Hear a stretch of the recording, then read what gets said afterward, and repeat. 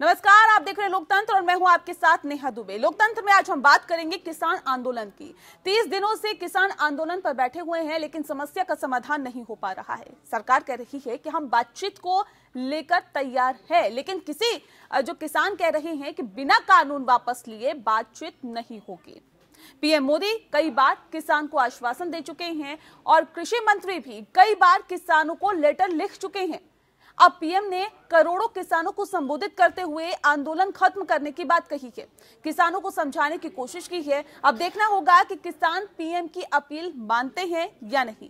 मोदी के समझाने पर किसानों पर असर उनका पड़ता है या फिर नहीं, सवालों का जवाब लेंगे, लेकिन उससे पहले आपको दिखाते हैं ये रिपोर्ट।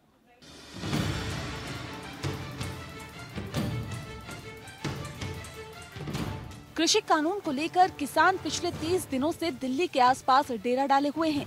सरकार बार बार बातचीत की कोशिश कर रही है, लेकिन किसान बिना कानून वापस लिए बातचीत को राजी नहीं है।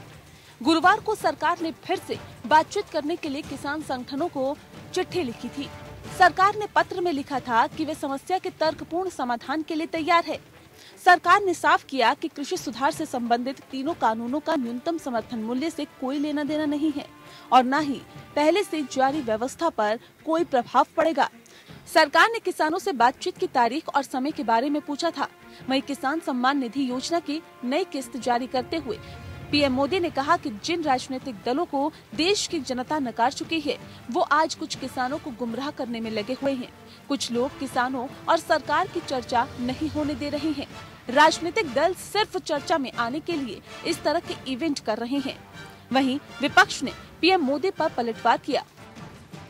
ये किस तरह की राजनीति कर रहे हैं जिसमें कोई तर्क नहीं, कोई तथ्य नहीं है। सिर्फ झूठे आरोप लगाओ, सिर्फ अफवाहें फैलाओ, हमारे किसानों को डरा दो और भले भोले किसान कभी कभी आपकी बातों में गुमराह हो जाते हैं। भाइयों बहनों, ये लोग लोकतंत्र के किसी पैमाने को, किसी पैरामीटर को मानने को तैयार नहीं है। इन्हें सिर्फ अपना लाभ, अपना स्वार्थ नजर आ रहा है। किसान बैठे हैं, आप इनके साथ बात करके उनका जो समस्याएं है, उनका जो मांग है, वो पूरी करने में क्या दिक्कत है आपको? आसमान टूट पड़ेगा क्या? ये कानून बदलने के लिए कि आसमान टूट पड़ेगा? हिंदुस्तान में कभी कोई कानून नहीं बदले। लैंड एक्विजिशन एक्ट में कोई बदलाव नहीं हुआ था, तो क्यों आप जिद्दी पकड़ के बैठे हैं? एक प्रधानमंत्री अगर जिद पकड़ के बैठे तो वो शोभा नहीं देते। प्रधानमंत्री ने अपने संबोधन में किसानों को सरकार के पक्ष से रूबरू कराया। उन्होंने कहा कि एमएसपी खत्म नहीं होगी, मंडियां भी चालू रहेंगी। सरकार ने किसानों को इस बात का भरोसा दिया कि अगर फिर भी कोई शंका है तो सरकार चर्चा के लिए तैयार है। वहीं किसान भी पीएम की अपील पर विचार करने के लिए तैयार हो गए हैं।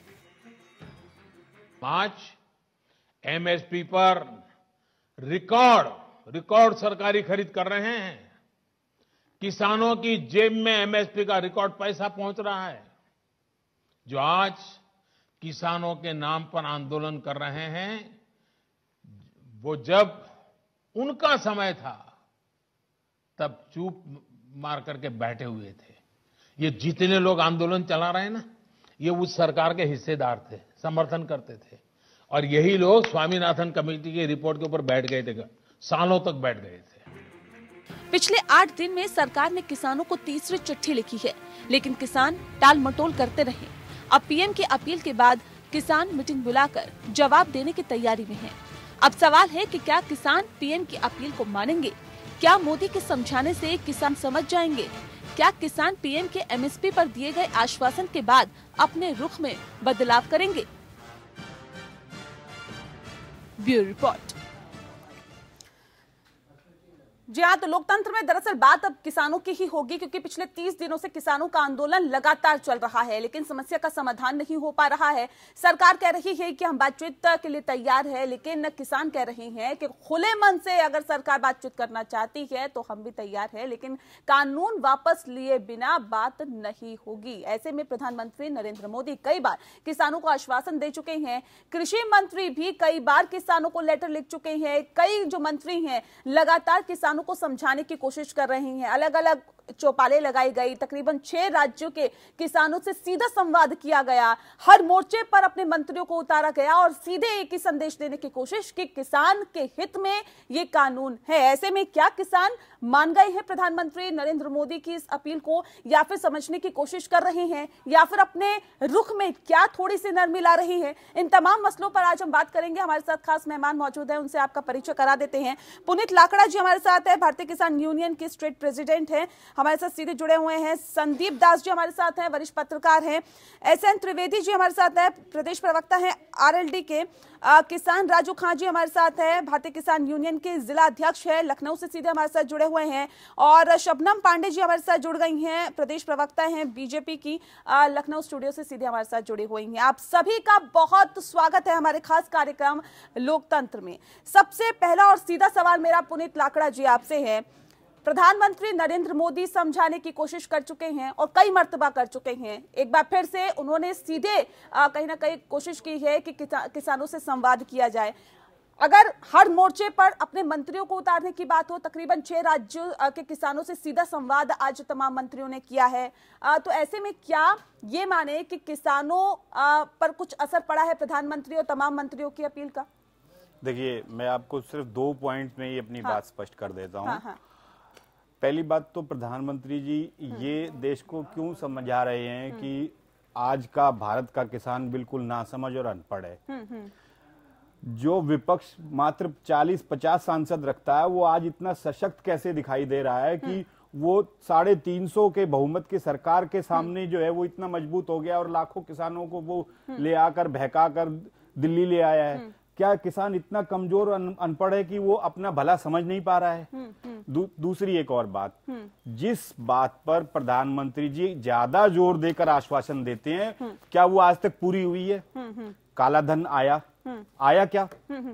नहीं, ये प्रधानमंत्री की जो अपील है, इसका कितना असर पड़ा है, ये मुझे सीधा बताइए। प्रधानमंत्री जी को मैं स्पष्ट कर दूं कि भारत का किसान अपनी मांग पर अड़ा हुआ है और 3 कानून वापस होने से पहले यहां से वापस नहीं लौटेगा। ठीक है, पुनीत लाकड़ा जी से कितने सहमत हैं आप? राजू खान जी। जी राजू जी, आवाज मिल पा रही है आपको? जी मैम, आवाज आ रही है जी। राजू जी, कितने सहमत है आप पुनीत जी की बातों से? नहीं, हम सहमत तो इन बातों से नहीं है। हमारा मतलब एक ही है कि जब जिस चीज से हमें जरूरत किसानों को नहीं है, उसको जबरदस्ती क्यों थोपा जा रहा है? अगर किसानों को जरूरत होती तो इतना आंदोलन नहीं करते। अगर किसान रोड पे आया हुआ है, उसको लग रहा है कि हमारे हित में काम नहीं है, ये हित में हमारे कानून नहीं है, काला कानून, तभी तो रुको आंदोलन हो रहा है। जब आंदोलन हो रहा है तो इसका विरोध हो रहा है, तो ये कानून क्यों न को इसको रद्द कर दिया जाए? इसको हमारे हिसाब से प्रधानमंत्री की अपील का फर्क पड़ा है क्या? किसानों पर असर पड़ा है क्या, या पड़ेगा? हमें कुछ उम्मीद नहीं की जा रही अभी। किसान अपने हक की लड़ाई लड़ रहे हैं, किसी के समझाने में नहीं आएंगे, वो अपना हक लेके ही मानेंगे। शबनम पांडे जी, उनका जो किसानों का साफ तौर पे कहना है कि किसानों पर कोई असर नहीं पड़ा प्रधानमंत्री की अपील का, और ऐसे में किसान अपने हक की लड़ाई के लिए सड़कों पर उतरा है और वो अपना हक लेकर ही रहेगा। कैसे देखती हैं इसे आप? नेहा जी, सबसे पहली बात तो इसकी शुरुआत डिबेट के मैं इतना जरूर बोलना चाहूंगी सभी किसान भाइयों को कि देखिए, लोकतंत्र में बड़ी सी बड़ी समस्याओं का हल बातचीत से ही होता है। बातचीत के बगैर किसी चीज का हल नहीं होता, और स्वस्थ लोकतंत्र में इसकी सख्त जरूरत है। किसी भी तरफ से अड़ियल रवैया कहीं ना कहीं ये किसी भी समस्या का हल नहीं हो सकता। दूसरी बात, हमारे पहले जो पैनलिस्ट हैं उन्होंने ये कहा कि प्रधानमंत्री जी किसान को बेवकूफ समझ रहे हैं। प्रधानमंत्री जी ने ऐसा कहीं नहीं कहा है कि वो बेवकूफ समझ रहे, लेकिन इतना जरूर वो कह रहे हैं कुछ किसान भाइयों को हमारे विपक्षी दल के नेता बरगला रहे हैं। अगर वो बरगला तो बंगाल में किसान सम्मान योजना के तहत 6,000 रुपए सालाना नहीं मिलने पे 70 लाख किसान इससे वंचित हो रहे हैं। और उसी बंगाल के सरकार से नुमाइंदे आते हैं आपके आंदोलन में और आप उनको दो टूक जवाब नहीं दे पाते। आप त्रिपुरा में 25 साल से एमएसपी नहीं है, वहां के किसानों के लिए क्या कोई आंदोलन किसी ने किया? आज तक कोई किसान भाई बाहर निकले? वहां की भी जो पुरानी सरकार रही वामपंथी दल जो 25 साल एमएसपी नहीं दे सके, वो झंडा लहरा रहे हैं। क्या आपने उनको बाहर का रास्ता दिखाया? नहीं। अगर केरल की बात देखिए तो केरल में एपीएमसी एक्ट के तहत मंडियां है ही नहीं वहां पे। क्या आपने वहां की सरकार जो रही उसके झंडे लहराते रहे? उनके जो पिछले कुछ सालों से सरकार रही या अब सरकार रही, क्या उनके नुमाइंदों को आपने बाहर का रास्ता अपने आंदोलन जिस बात का जिक्र प्रधानमंत्री ने किया उसी बात का जिक्र अभी शबनम पांडे जी कर रही हैं। त्रिवेदी साहब, सवाल इस बात को लेकर है कि क्या वाकई विपक्ष बरगला रहा है किसानों को और विपक्ष के नाम पर कई राजनीतिक पार्टियां अपनी राजनीति चमकाने की कोशिश कर रही हैं?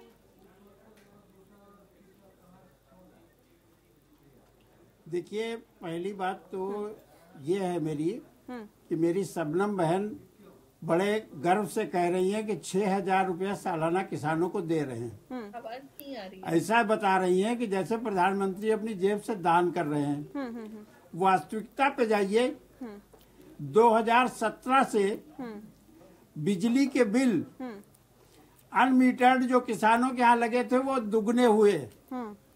कॉमर्शियल जिनके पास मोटर लगे हुए थे, कॉमर्शियल जो है सिंचाई कर रहे थे, वो 6,000 रुपए महीने जो बिल होते थे एक पर किलोवाट, वो 1,000 रुपए पर किलोवाट हुए। तो इस तरह से हजारों रुपया नहीं बल्कि मैं समझ रहा हूँ प्रति किसान कम से कम 15-20 हजार रुपया प्रति वर्ष प्रधानमंत्री जी वसूलना शुरू कर दिए 2017 से। डीजल 2017 में 63-64 रुपए प्रति लीटर था जिससे किसान सिंचाई करता था। उस डीजल की आज कीमत 80 रुपया करीब पहुंच रही है। जो ये 6,000 रुपया महीना दे रहे हैं, ऐसा दिखा रहे हैं कि जैसे दान कर रहे हैं। 2017 में 50 किलो की खाद की बोरी होती थी, एक सवाल त्रिवेदी और अब 5 किलो बोरी कम हो गई। 45 आज अगर किसानों को सीधे उनके पैसे, सुन लीजिए जी त्रिवेदी जी, सवाल इस बात को लेकर कि अगर आज किसानों को फायदा सीधे तौर पर मिल रहा है, हाँ? बिना बिचौलिए के, और प्रधानमंत्री कहते हैं कि इसमें ट्रांसपेरेंसी इतनी ज्यादा है कि यहाँ से अगर हम ट्रांसफर करेंगे तो सीधे किसानों के खाते में जाएगा, कोई बिचौलिए इसमें नहीं खाएंगे। और ऐसे में सवाल इस बात को लेकर, सुन लीजिए सवाल इस बात को लेकर कि जब आपकी सरकारें रही या फिर जब आप सरकार में शामिल रहे, तब क्या किसानों को सीधे तौर पर ऐसे फायदे मिल पाए थे क्या? किसान को इतनी लूट भी नहीं थी कि किसान से हम बिजली का बिल दुगना लूटें, और इतना भी नहीं था कि खाद की बोरी 5 किलो कम दें, इतना भी नहीं था कि डीजल जो है 10 रुपया महंगा दें। और ये आज कह रहे हैं किसानों के खाते में सीधे पहुंच रहा है। मैं मान रहा हूं, तो किसानों से सीधे वसूली भी तो कर रहे हैं। अरे 12,000 रुपया अगर 6,000 रुपया साल में दे रहे हैं तो 20,000 रुपया साल किसान से वसूल रहे हैं। तो इसमें कौन सा एहसान की बात हो गई? इसमें कौन सी बात? ठीक है संदीप दास जी, अब कहीं ना कहीं तकरार बढ़ती जा रही है। मोर्चे पर सरकार है और लगातार हर मोर्चे पर अपने मंत्रियों को उतारकर किसानों को समझाने की कोशिश की जा रही है, उनसे सीधे वार्तालाप करने की कोशिश की जा रही है, संवाद करने की कोशिश की जा रही है। ऐसे में क्या लगता है कि हम उम्मीद कर सकते हैं जिस स्तर पर सरकार लगातार काम कर रही है या तमाम अपने मंत्रियों को उतारा हुआ है, कोशिश यही कि सीधे किसानों से संवाद हो और हर मुद्दे को उनको स्पष्टीकरण उनको दिया जाए और उनको समझाया जाए कि ये कृषि कानूनों से कितने फायदे हैं, तो क्या लगता है कि कुछ ही दिनों में इसका हल निकलता हुआ दिखाई देगा? उम्मीद कर सकते हैं क्या? देखिए, मैं एक मैक्रो इशू में बताना चाहता हूँ। आप बोलते हैं किसान आंदोलन कर रहा है, कौन आंदोलन कर रहा है? क्या बॉम्बे का सड़क बंद है? क्या कलकत्ता बंद है? क्या चेन्नई बंद है? एक दिल्ली का सड़क बंद है, गाजीपुर में गाजीपुर साइड से बंद है। तो मैं कहता पंजाब, हरियाणा, उत्तर संगठन उसका फेस कर रहे हैं। इसका सबसे बड़ा चीज, एक साथी ने बोला कि पावर का फेक बढ़ गया। पावर को सेंटर के साथ पावर एक स्टेट सब, और पंजाब के पास वो फ्री पावर मिलता है। तो 5 राउंड अब जहां तक ये मुद्दे का बात है, सड़क रोक कर और प्रोटेस्ट करना अगर बार बार दिल्ली को रोका जाएगा, मैं बोलता हूँ किसान के अलावा भी मैं भी एक इंसान हूँ। कल मैं अगर जो कोल का ट्रक आता है, कोल का ट्रेन को मैं रोक दूंगा, मैं पावर प्लांट को रोक दूंगा, पावर नहीं मैं देखता हूँ। उत्तर प्रदेश पंजाब में कौन सा पावर प्लांट चलता नहीं देखता हूँ। तो ये जो रवैया है रास्ता रोकने का रखिया, मैं पूरा अपोज करता हूँ, हमेशा से रहा हूँ। क्योंकि रास्ता रोक कर आप क्या करना चाहते हो? आप किसान हो, रास्ता रोक सकते हो। मैं अगर होकर मैं कोल जो उड़ीसा झारखंड चाहता है, कल कोल का ट्रक बंद कर देखता आपका में कौन सा पावर प्लांट चलता है। उसको छोड़कर किसान का बात जब बुलाते हैं तो एमएसपी ऑपरेशन, एमएसपी के साथ ये तीनों जो लॉ है उसका कोई लिंक नहीं है। और ये जो लॉ है जो पास किया गया पार्लियामेंट में, ये वही लॉ था यूपीए गवर्नमेंट के टाइम में जो डिस्कस हो रहा था। और यूपीए गवर्नमेंट ने फ्रूट्स एंड वेजिटेबल के एपीएमसी से बाहर निकाला था राहुल गांधी के कहने से। अभी क्या एपीएमसी बंद हो गया? तो ये जो चीज है, ये पूरा चीन सपोर्ट जो कर रहा है कि जो अल्टरनेटिव मार्केट बने थे पंजाब हरियाणा उत्तर प्रदेश, वैसे से पता नाम नहीं था। पंजाब हरियाणा में जो आरटीएस का जो आप बताइए, किसान भाई यहाँ बैठे हुए हैं, पंजाब हरियाणा का जो टैक्स है 8.5% है जो राइस स्वीट का ट्रांजेक्शन कॉस्ट 6.5% है हरियाणा में। आप बताइए कौन सा बिजनेस में इतना बड़ा ट्रांजेक्शन कॉस्ट चलता है? डायरेक्ट परचेज करेगा तो इतना सारा ट्रांजेक्शन कॉस्ट सेव हो जाएगा।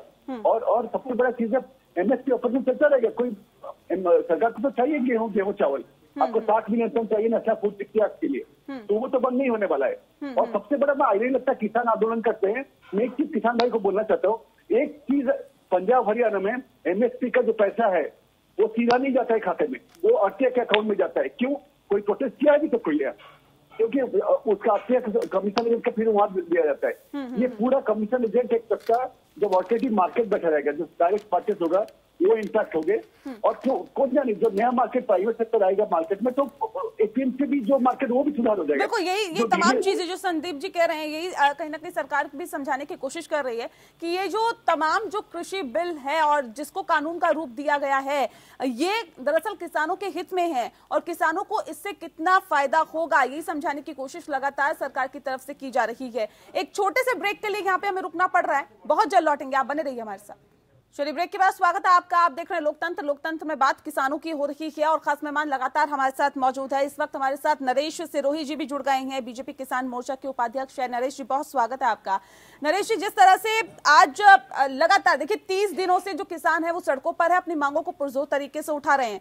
हालांकि एक तरफ विरोध हो रहा है, एक तरफ समर्थन में भी इसके लिए आवाज उठ रही है, लेकिन इस बीच प्रधानमंत्री का संबोधन, इस बीच तमाम मंत्रियों का 6 राज्य के किसानों से सीधे किसानों से संवाद करना, उनको कृषि बिल और जो कानून बनाया गया उसके बारे में समझाना, इसे कैसे देखते हैं और एक क्या संदेश देने की कोशिश यहाँ पर प्रधानमंत्री और तमाम मंत्रियों ने की है?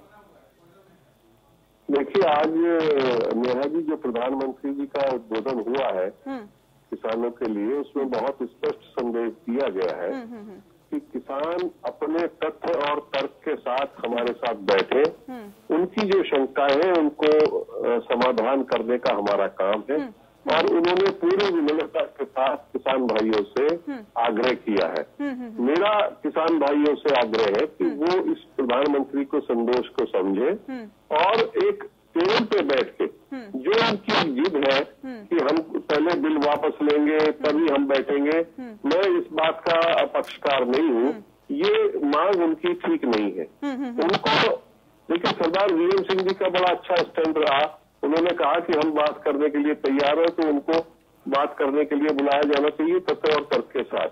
तो मेरा कहना यह है कि बाकी किसान संगठन भी अगर हम उसमें आगे आएंगे, क्योंकि आंदोलन करना नेहा जी एक बात है और आंदोलन लंबा खींचना और उसके बाद फिर उसको अंजाम तक पहुंचाना तो बहुत टेढ़ी चीज है। जी जी जी। मेरा किसान भाइयों से आग्रह ये है और किसान नेताओं से आग्रह है कि इस विषय को बहुत लंबा न करके इस बात को तर्क और तथ्यों के साथ हम बैठे, किसानों की जो मूलभूत समस्या है उस पर चिंतन करें।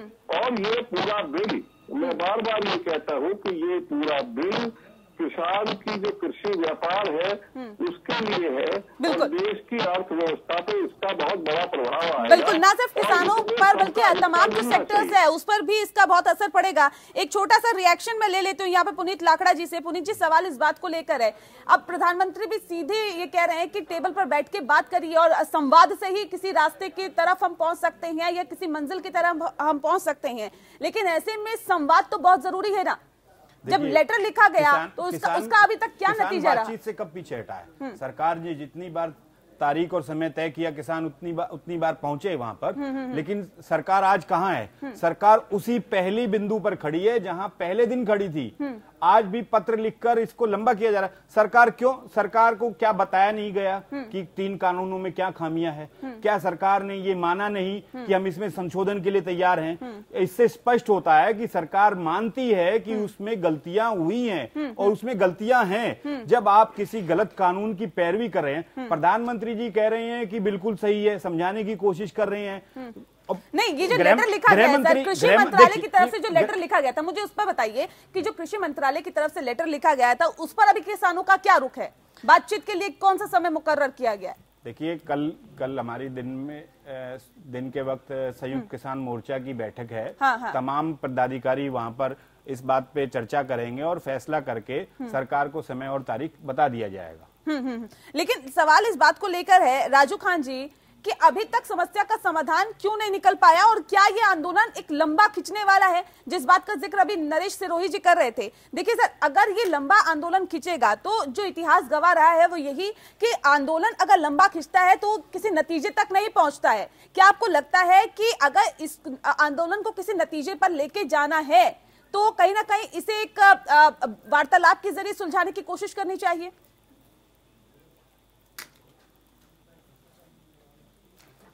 किसान कभी नहीं चाहता है कि आंदोलन हम करें और या लंबा करें।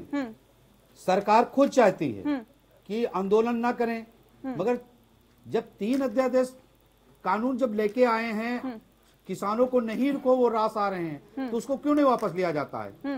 किसानों को दिल्ली नहीं जाने दिया जाता है, रास्ते में रोका जाता है, पुलिस के द्वारा लाठीचार्ज कराई जाती है, 2-2 घंटा 3-3 घंटा तमाशा बना दिया जाता है। कि जब हाई कोर्ट का आदेश है कि आप धरना प्रदर्शन कर सकते हैं, तो धरना प्रदर्शन कर सकते हैं, तो वहां जाने के लिए क्यों नहीं रोका जा रहा है?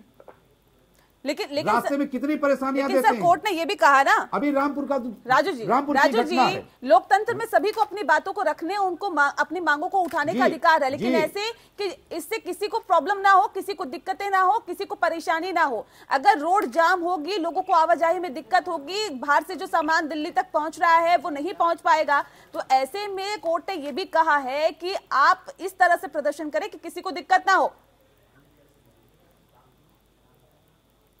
राजू जी, किसान कभी किसी को दिक्कत नहीं देता है। दिल्ली अभी हम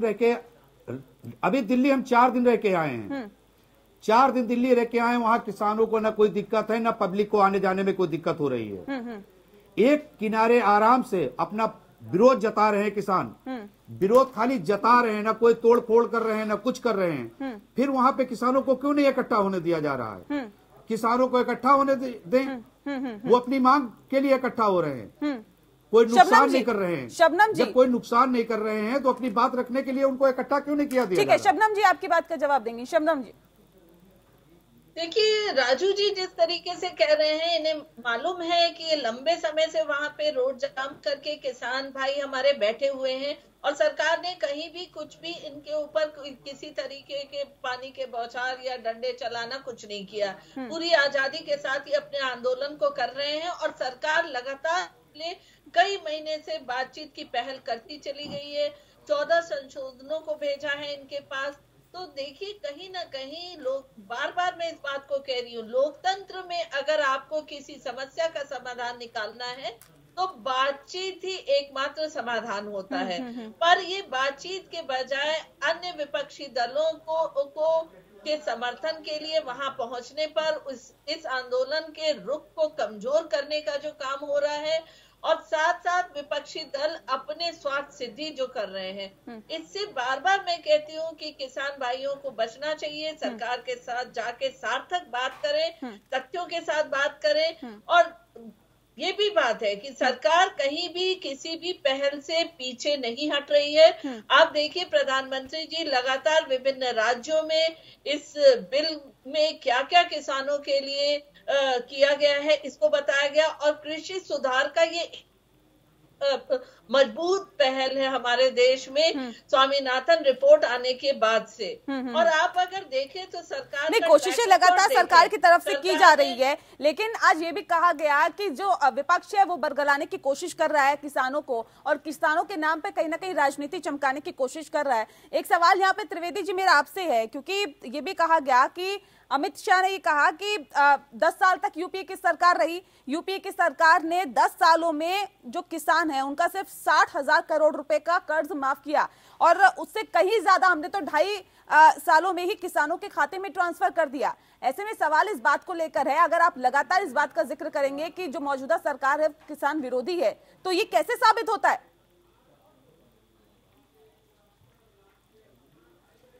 देखिए, ये बार बार कहना कि हमने खाते में ट्रांसफर कर दिया, इसका जवाब मैं दे चुका हूं। किसानों को लूट लिया, देश को लूट लिया, हजारों करोड़ रुपया, और दे दिया चंद रुपयों को, साल में 6,000 दे करके अपनी लाज बचा ली। अब दूसरी तरफ आ जाइए कि अगर राजनीति की बात कर रहे हैं, विपक्ष राजनीति कर रहा है, तो भारतीय जनता पार्टी पूंजीपतियों के लिए राजनीति करती है, और विपक्ष जो है किसानों और मजदूरों और गरीबों के लिए राजनीति करता है। इसमें कौन सी बुराई है? हम राजनीति करने आए हैं, हम गरीब मजदूर और पिछड़ों की राजनीति करते हैं, हम किसानों की राजनीति करते हैं, हम अडानी और अंबानी के लिए राजनीति नहीं करते। हम अडानी अंबानी के लिए राजनीति नहीं करेंगे। 70 सालों में किसान आत्महत्या क्यों करने लग गए? हम इनकी कमियां बताएंगे। चले गए, और क्यों विपक्षी पार्टियों के मैनिफेस्टो में कर्ज माफी, किसानों को बरगला करके वोट ले लिया, और बात करेंगे पूंजीपतियों की, जो काम करेंगे पूंजीपतियों के फायदे में करेंगे। ठीक है, ऐसे नहीं। नरेश जी सवाल इस बात को लेकर है कि जिस बात का जिक्र अभी त्रिवेदी जी कर रहे थे कि हम तो जी किसानों की राजनीति करते हैं, हम गरीबों की राजनीति करते हैं। सवाल इस बात को लेकर, जब ये सत्ता में रहते हैं या फिर जो विपक्षी पार्टियां हैं वो सत्ता में रहती है, तब आखिर किसानों की क्यों नहीं सोचा जाता? आज देश को आजाद हुए 70-75 साल हो गए। सर ये बताइए मुझे यहाँ पर कि क्या किसानों की बदहाल तस्वीर जो थी वो कहीं ना कहीं बेहतर होने की कोशिश की गई या बेहतर करने की कोशिश की गई? अगर हाँ, तो आज किसानों का ये हाल क्यों है? नरेश जी। इस पूरी बहस को गलत लाइन पे नहीं डालना चाहता, लेकिन हमारे मित्र जो बात कह रहे हैं, इसको ये बात समझना चाहिए इनको कि 1977 में जब जनता पार्टी की सरकार आई, तब से कृषि नीति बननी शुरू हुई, एक ड्राफ्ट बनना शुरू हुआ, और उसमें जो भानु प्रताप सिंह जो राज्य मंत्री थे, उन्होंने उस ड्राफ्ट की शुरुआत की, और पेट्रोल शिल्पी के समय तक वो ड्राफ्ट बना है। उसमें बहुत स्पष्ट कहा गया है, मैं कांग्रेस का या बाकी दलों का भलाई में नहीं जाता, सभी दलों में जिससे की सरकार रही है किसान के लिए सुधार काम करने का प्रयास है, लेकिन अल्टीमेटली उसका नतीजा जो रहा है, पेट्रोल शिल्पी का दिया हुआ पेपर में स्पष्ट कहा गया है कि वो किसान के हित में नहीं है, अहित में है। किसान हर साल लगभग जो है 12% नुकसान उठाता है इन नीतियों के कारण। तो हमको आज बात करनी चाहिए कि उसमें सुधार कैसे हो सकता है। कांग्रेस ने भी अपने समय पे भूमि सुधार का काम किया, तो सिंचाई का काम किया, एपीएमसी का किया, और नेहरू जी का जो स्पष्ट है, उन्होंने बहुत ईमानदारी से माना, उन्होंने काम भी किया किसान के लिए, उससे सुधार भी आया। लेकिन उन्होंने कहा कि जो इंडस्ट्री को मैंने प्रमोट किया, अगर इंडस्ट्री की जगह में फोकस पहले किसान पे करता तो शायद ज्यादा फायदा होता। तो ये बात हम एक दूसरे पे गला मारे और आज जो मुद्दे की बात है उस मुद्दे से हम इसको भटकाए, ये गलत है। प्रधानमंत्री अटल जी जब थे तो प्रधानमंत्री सड़क योजना, ऑर्गेनिक फार्मिंग की जो शुरुआत है, या किसान क्रेडिट कार्ड है, बहुत सारे ऐसे कल्याणकारी काम हुए जिससे किसानों के जीवन स्तर में बदलाव आया। एपीएम्स का जो मॉडल एक्ट है वो भी उन्हीं के समय पे आया। तो ये ऐसा नहीं है कि किसी सरकार ने कम किया, ज्यादा किया, लेकिन कुल मिलाकर इस देश की राजनीति में या जो शासन तंत्र है उसमें व्यवस्था इस तरह से रही कि किसान का शोषण होता चला गया। किसान 70 साल से घाटे की खेती कर रहा है। हम उसका रास्ता ढूंढ रहे हैं प्रधानमंत्री ने पहली बार नरेंद्र मोदी जी ने ये कहा कि हम किसान के उत्पादन के साथ साथ किसान की आमदनी कैसे बढ़ेगी इसकी बात करेंगे। बिल्कुल इसकी बात करेंगे और कहीं ना कहीं प्रधानमंत्री इसकी बात करते हुए भी दिखाई दिए। बिल्कुल नरेश जी, मैं आपके पास फिर आऊंगी, आपको पूरा मौका दूंगी, आप अपनी बातों को रखिए, लेकिन यहाँ एक छोटे से ब्रेक का वक्त हो गया है, बहुत जल्द लौटेंगे। आप बने रहिए हमारे साथ, देखते रहिए लोकतंत्र। चलिए ब्रेक के बाद स्वागत है आपका। खास मेहमान लगातार हमारे साथ मौजूद है और बात दरअसल किसानों की हो रही है कि किसान जो है वो लगातार घाटे की खेती करता आया और ऐसे में तमाम सरकारें आई, तमाम गई, लेकिन उनकी हालत में सुधार नहीं हुआ। एक सवाल मेरा यहाँ पर संदीप दास जी आपसे है, क्योंकि ये जो कानून है ये न सिर्फ किसानों को बल्कि कई सेक्टर्स को प्रभावित करता है। ऐसे में सवाल इस बात को लेकर और तमाम सेक्टर्स पे इसका किस तरह का असर पड़ता है? संदीप जी देखिए, सबसे बड़ा चीज है, सबसे अप्रिय पर मुझे लगता है इसमें किसानों के कुछ किसान, मैं पूरा नहीं बोलता हूँ, देश का किसान इसमें नहीं है, कुछ किसान के वक्त इसमें प्रोटेस्ट कर रहा है। मैं पूरा किसान भारत का नहीं कर रहा, अगर भारत का किसान प्रोटेस्ट कर रहा तो पूरा बम्बई भी जाम हो सकता था, चेन्नई भी जाम हो सकता है। दिल्ली का किसान, पंजाब हरियाणा का आसपास के किसान कर रहे, इनका अप्रीहेंशन ये है कि कल सरकार, इनका सबसे बड़ा अप्रीहेंशन है कि कल सरकार डायरेक्ट परचेज करेगी। डायरेक्ट परचेज करने से क्या होगा, ऑल्टरनेटिव करेगा, जो मंडी सिस्टम है, जो 8.5% टैक्स है, वो सरकार का ऊपर ही जाएगा। आपको एक आंकड़ा बताता हूँ, आपको सुनकर ताजुब होगा कि जो 2% जो परचेज करते हैं राइस की आंध्र, पंजाब हरियाणा से, पंजाब सरकार को 8.5% के हिसाब से 4,500 करोड़ रुपए का दिया है टैक्स एक्चुअली। हरियाणा को 1,880 करोड़ रुपए दिया है। और दूसरे राज्यों को जो प्रोक्योरमेंट, देखिए मैं पर्टिकुलरली किसान भाई न्यूज़पेपर से वो बोलना चाहता हूँ। आपके यहाँ प्रोक्योरमेंट होता क्या है? ये सरकार आने के बाद थोड़ा सा प्रोक्योरमेंट चल रहा है, मंडी का सिस्टम को सुधारने की जरूरत है, ना कि ये कानून को चेंज करने की जरूरत है। सरकार ने 5 बार राउंड का टॉक हो चुका है और आप ये कहना कि कानून को बंद कर दो, ये सरकारी, और ये कानून में कहना चाहता हूँ कि पिछला 10 से 15 साल से ये कानून के बारे में बात हो रहा है।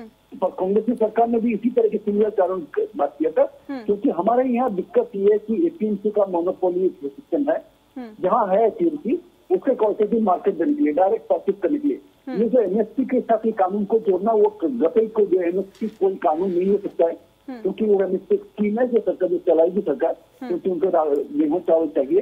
तमाम एग्रीकल्चर कमोडिटी, दूध में एमएसपी है, पोटैटो में एमएसपी है, नहीं एमएसपी, तो सबसे बड़ा चीज दूध 8 लाख करोड़ का दूध पॉलिसी का यहाँ। तो कहना क्या है, किसान भाई को सबसे बड़ा चीज कहने की जरूरत है कि प्रोटेस्ट करिए, सबका राजनीति में डेमोक्रेसी में मुझे प्रोटेस्ट करने का, रास्ता रोक का प्रोटेस्ट करना है, रास्ता तो बंद कर देना 1 महीने तक। आप सोचते कि आप किसान भाई हो जी, लेकिन आपने एक बात कही है कि सिर्फ हरियाणा और पंजाब के किसान ही है जो आंदोलन कर रहे हैं या फिर प्रदर्शन कर रहे हैं। पुनीत लाकड़ा जी, कितने सहमत हैं आप इनकी बातों से?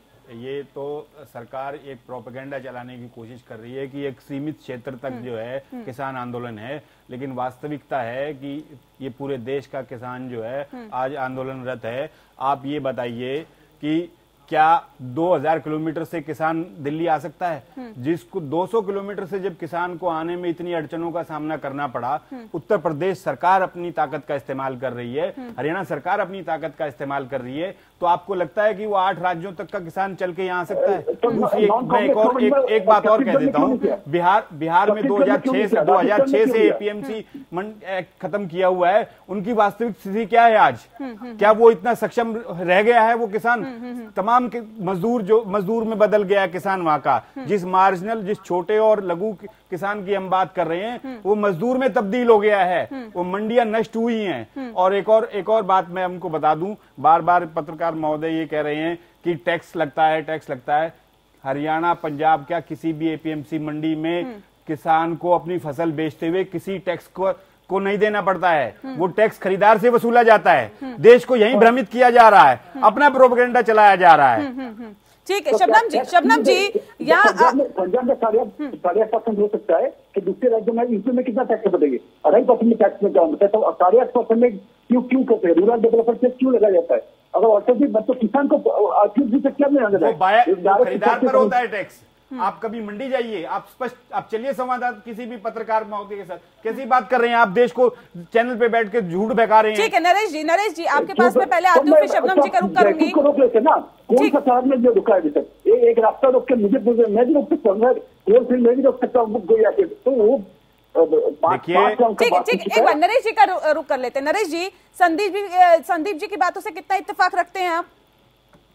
नहीं, मैं पूरी बात इनकी सुन नहीं पाया क्योंकि यहाँ आवाज बहुत डिस्टर्ब है। जी, इनका कहना है कि जो किसान है वो हरियाणा और पंजाब के जो किसान है वही विरोध कर रहे हैं इन कानूनों का, बाकी जो किसान है वो विरोध नहीं कर रहे हैं। नहीं, हरियाणा पंजाब में एमएसपी मिलती है और यहाँ के किसान में एक बात, एमएसपी खत्म हो जाएगा और इसी के कारण यहाँ का जो किसान है वो ज्यादा आंदोलित है। कुछ दो राय नहीं, पश्चिम उत्तर प्रदेश, हरियाणा, पंजाब, जहाँ सरकार सरकारी खरीद करती है, जहाँ से ज्यादा प्रोक्योरमेंट होता है, वहाँ से जो है इसी के कारण यहाँ का किसान ज्यादा आंदोलित है। उसको खतरा है कि मंडियां खत्म होंगी और एमएसपी की जो व्यवस्था है वो खत्म हो जाएगी। मेरा कहना है कि प्रधानमंत्री जी को आप लोगों ने वोट देके इस देश के आगे अपना आगे बिठाया है, प्रधानमंत्री बनाया है, तो आप जब वो कह रहे हैं तो उनकी बातों पे आपको यकीन करना चाहिए, विश्वास करना चाहिए। और ऐसा नहीं है कि देश के प्रधानमंत्री के प्रति अविश्वास करना ये ठीक नहीं है। तो आप भरोसा रखिए, खुले में बैठ के बात करिए, तर्क और तथ्यों पर बात करिए। किसान की जो इस 70 साल में बहुत सारी सुविधाएं होने के बावजूद भी, बहुत सारी सुविधाएं होने के बावजूद भी जो किसान घाटे की खेती कर रहा है उसके कारणों पर बात करिए। बिल्कुल, कारणों पर बात करिए। बहुत जल्दी अपनी बात रखिए, बहुत जल्दी करिए। प्रधानमंत्री जी ने आश्वासन किया था गैस सब्सिडी खत्म नहीं होगी, आज क्या स्थिति है उसकी? बीएसएनएल की क्या स्थिति है बताइए ना। किस तरह से प्रधानमंत्री जी की बात से आश्वस्त हो हम? आप उदाहरण मैं आपको दो दे रहा हूं, आप इनका जवाब खोजिए। ठीक है शबनम जी, बहुत जल्दी अपनी बात रखिए क्योंकि इनका कहना है कि हम प्रधानमंत्री की बातों पर कैसे यकीन करें क्योंकि उन्होंने बहुत सारी ऐसी बातें की है जिनकी आज जो स्थिति है वो खराब है। जी शबनम जी, अगर ये किसी और संस्था से कृषि को जोड़ते हैं तो ये कहीं ना कहीं गलत है, क्योंकि बीएसएनएल और रेडिया से जोड़ने लगेंगे तो गलत है। कृषि अलग उद्योग है और उसमें अलग तरीके से व्यापार होता है और बीएसएनएल की बात अलग है। नहीं, आश्वासन तो प्रधानमंत्री दे रहे हैं, देश के सर्वोच्च पद पर बैठे प्रधानमंत्री जी आश्वस्त कर रहे हैं। 7 से 8 फैक्ट्रीज को बंद कर दिया ये कह के कि पुराने तरीके से होता, अब उसका आधुनिकीकरण कर रहे हैं। एपीएमसी एक्ट आप बंद करके मंडियां बंद करने का कह रहे हैं, हम उसका आधुनिकीकरण के लिए 500 करोड़ से ज्यादा खर्च कर रहे हैं। हम एमएसपी देखिए कितनी विचित्र बात है, कितनी सफाई से जो है लगातार आप देखिए, कितनी सफाई से जो है सत्ता पक्ष जो है अपनी बात को कह रहा है। जहाँ चुनाव होता है वहाँ प्रधानमंत्री कहते हैं कि हम हवाई अड्डा देंगे और जहाँ चुनाव नहीं होता है वहाँ हवाई अड्डा बेच दिया जा रहा है। फिर भी अगर प्रधानमंत्री सीधे संवाद कर रहे हैं, मंत्री आपसे सीधा संवाद कर रहे हैं, किसानों को समझाने की कोशिश करते हैं, तो क्या गंभीरता से उनकी बातों को नहीं लेना चाहिए क्या? मंत्री जी सक्षम है इस बात पर फैसला करने के लिए। अगर प्रधानमंत्री जी सक्षम है तो वो सामने खुद क्यों नहीं आते हैं? वो टीवी पर बैठकर एक तरफा वार्तालाप कर रहे हैं और देश के किसानों को संबोधित करने के लिए इतना तामझाम खड़ा किया जा रहा है और दिल्ली के दरवाजे पर लाखों किसान बैठे हैं। तो वही बात 40 किसान लोगों से आप बात नहीं कर पा रहे हैं। ठीक है, बार बातचीत के लिए बुलाया जा रहा है, आप नहीं आ रहे हो। सरकार तो बताइए कौन सी तारीख सरकार ने रखी थी और किसान नेता आए नहीं? आप बताइए कौन सा संगठन आए नहीं? हर बार सरकार ने समय तय किया है और किसान संगठन तय समय पर आए हैं। 6-6, 8-8 घंटे तक वार्तालाप हुई है और ना की बात कर रहे हैं, जबकि सरकार ने तो 14 संशोधन आपको भेज दिया। देखिए कहीं ना कहीं बातचीत से पहली बार इस देश में ऐसा हो रहा है कि कानून बनाने के बाद उसकी कमियां और उसकी खूबियां बताई जा रही हैं। कानून बनाने से पहले क्या किया गया था? लेकिन यहाँ सवाल इस बात को लेकर है कि प्रधानमंत्री सीधे संवाद आप लोगों के साथ कर रहे हैं, किसानों से बातचीत कर रहे हैं, तो कहीं ना कहीं लगता है ना कि प्रधानमंत्री की बातों पर विश्वास करना चाहिए। ठीक है, ठीक है पुनीत जी मैं आऊंगी आपके पास। शबनम जी आपको भी वक्त दूंगी, एक छोटे से ब्रेक के लिए मुझे यहाँ पर और रुकना पड़ रहा है, बहुत जल्द लौटेंगे, आप बने रहिए हमारे साथ, देखते रहिए लोकतंत्र। चलिए ब्रेक के बाद स्वागत है आपका, खास मेहमान लगातार हमारे साथ मौजूद है। एक सवाल यहाँ पे त्रिवेदी जी मेरा आपसे है, क्योंकि लगातार इस बात को तो कहा ही जा रहा है कि किसान जो है उसको जो विपक्ष है वो बरगलाने की कोशिश कर रहा है। सवाल ये भी कि जब आप सत्ता में थे सर, तब आपने किसानों के लिए क्या कहा? आपने अभी इससे थोड़ी देर पहले कहा था कि हम किसानों पर राजनीति करते हैं, हम गरीबों पर राजनीति करते हैं। क्या महज राजनीति करना ही सब कुछ है उनका भला नहीं करना? जब आप सत्ता में थे, जब आपके पास पावर थी, तब आपने कितना किसानों का भला किया? या सिर्फ विपक्ष में रहकर सरकार पर आरोप लगाना ही एक बेहतर विपक्ष का काम है?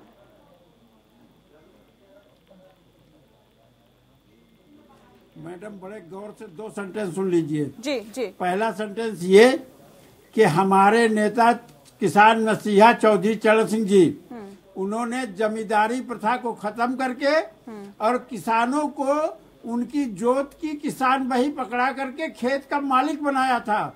और ये उसी की जमींदारी प्रथा को दोबारा ला रहे हैं। इसको किसान पहचान चुका है। ये मालिक को फिर से नौकर बनाना चाहते हैं, मजदूर बनाना चाहते हैं।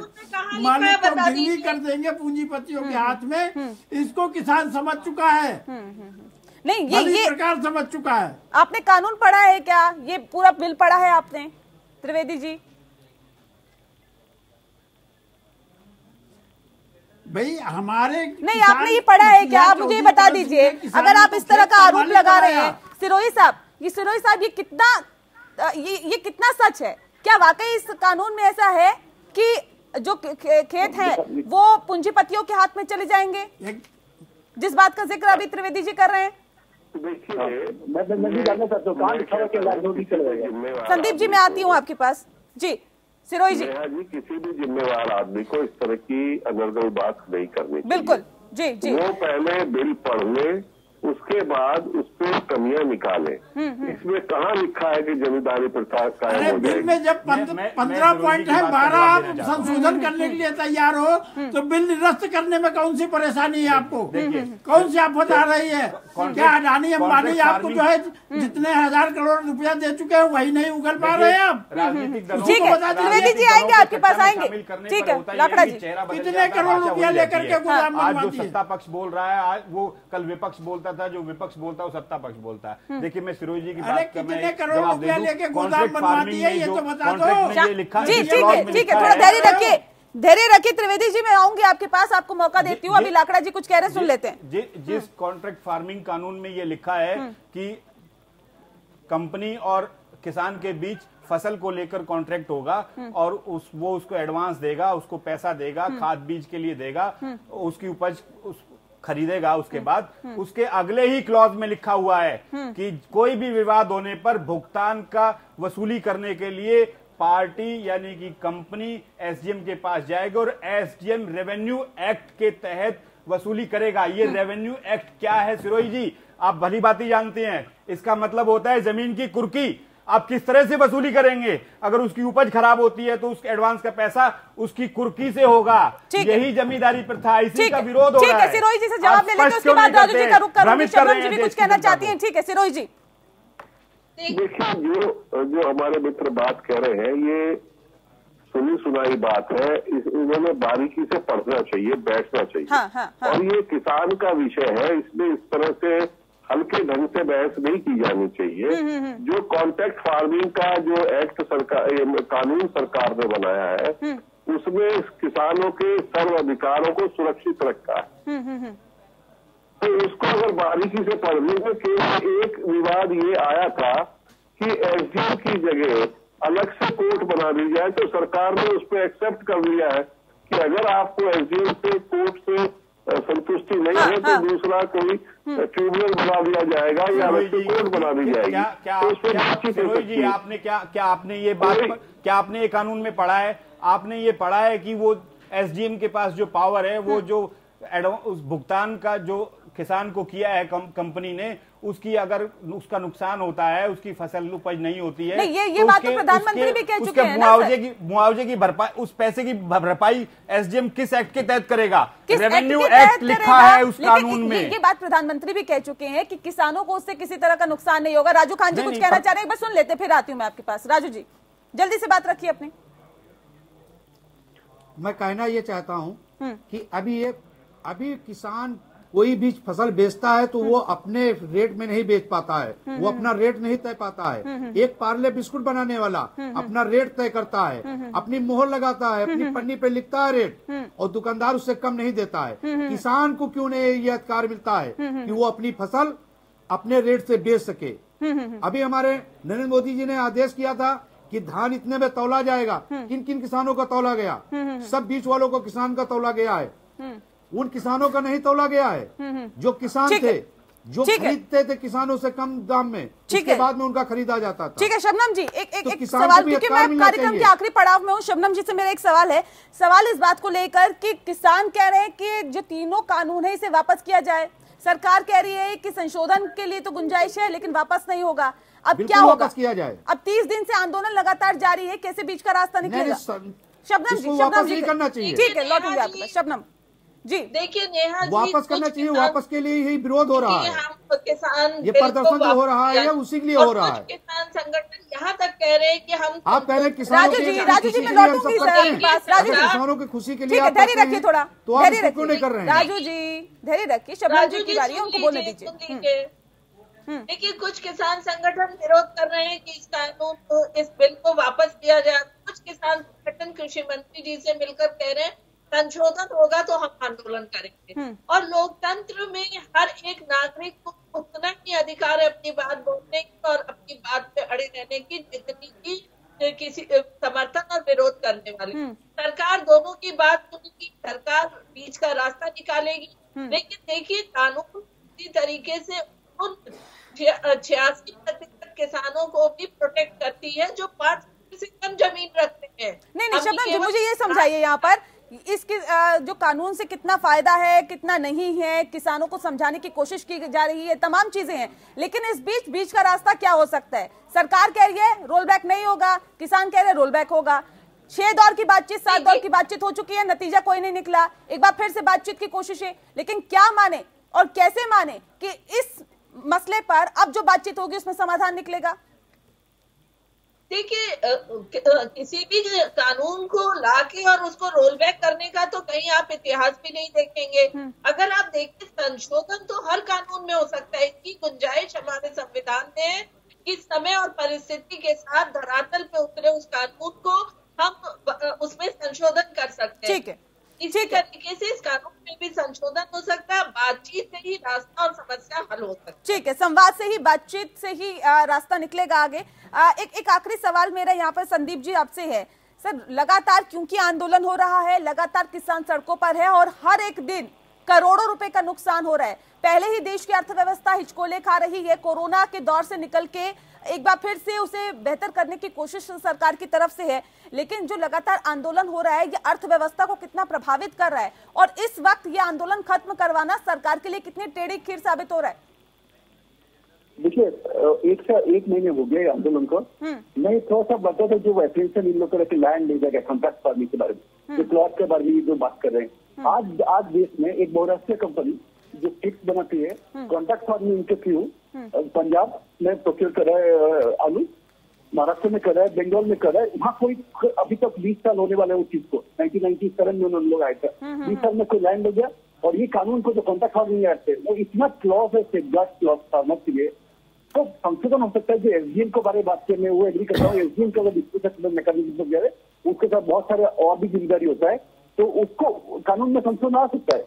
बट मैं अभी भी बोलता हूँ सड़क रोकना, सड़क रोक के दूसरे को कन्वीनियंस करना, आप नहीं मान सकते। आप किसान हो सकते हो, किसान संगठन से हो सकते हो, मैं भी एक नागरिक संगठन होकर मैं भी सड़क रोक सकता हूँ, आपको भी वो कर सकता हूँ। तो वो सड़क रोकना सिंबॉलिक प्रोटेस्ट 1 महीने तक करना कोई जायज नहीं है। 5 राउंड का बात हो चुका है और मुझे मैं एज ए सिटीजन मेरा right to road Delhi money express में जाने का अधिकार है, उसको किसान ने इस तरह रोक रखा है। रोज मुझे उसको छोड़िए, बट इसको रोकना इकोनॉमी के ऊपर इम्पैक्ट बहुत ज्यादा पड़ता है, जो कि वो पर्टिकुलरली जो सिंधु बॉर्डर के पास हो रहा है, तो वो क्या हल निकल सकता है? जल्दी हल निकालने की जरूरत है, बिल्कुल जल्दी हल निकालने की जरूरत है और उम्मीद करते हैं कि जल्द ही समाधान इस समस्या का निकलेगा। बहरहाल बहुत शुक्रिया आप सभी मेहमानों का हमारे साथ इस खास चर्चा में शामिल होने के लिए। तो कल किसानों की बैठक होगी, इस बैठक के अंदर जो कृषि मंत्रालय की तरफ से लेटर लिखा गया है और एक समय, एक तिथि मुकर्रर करने के लिए कहा गया है कि कब किसानों और सरकार के बीच एक बार फिर से बातचीत होगी,